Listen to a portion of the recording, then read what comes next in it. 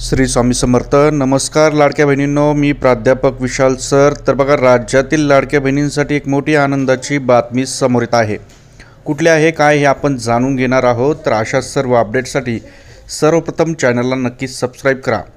महाराष्ट्राचे माजी मुख्यमंत्री एकनाथ शिंदे यांनी महाराष्ट्रात लाडकी बहीण योजना सुरू केली होती. या अंतर्गत राज्यातील लाडक्या बहिणींना जवळपास महिन्याला 1,500 रुपये मिळतात.